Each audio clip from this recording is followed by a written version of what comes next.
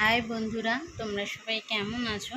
আমার আবার দুদিন বাদে একটা নিউ ব্লগ শুরু করলাম। ব্লগটা ঠিকভাবে করতে পারিনি।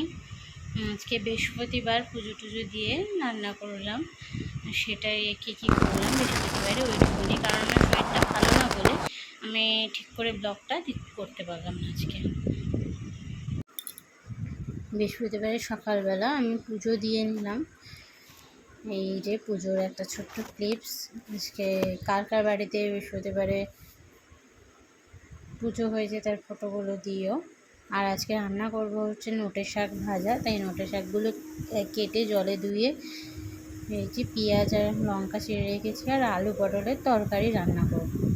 তো আলু পটলগুলো আলাদা আলাদা করে ধুয়ে মশলা টশলা করে রেডি রেখে দিয়েছিলাম। আলুটা ভেজে নিলাম, তারপরে ওই তেলের মধ্যেই পটলগুলো দিয়ে একটু পটলগুলো ভেজে নিলাম, তারপরে আলুটা তুলে নিলাম। তুলে নেওয়ার পরে আর এক পাশে নোটের শাক ভাজা বসিয়ে দিয়েছিলাম। ওই নোটের শাক ভাজাটা হচ্ছিলো, আর আলু পটলগুলো মশলাটা দিয়ে আলু পটলটা কষাচ্ছিলাম। সেটাই ভিডিওটা খুব একটা ভালো হয়নি আজকে।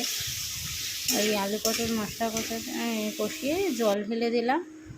এইটুকুনি আজকের ব্লগ, দেখো তোমরা।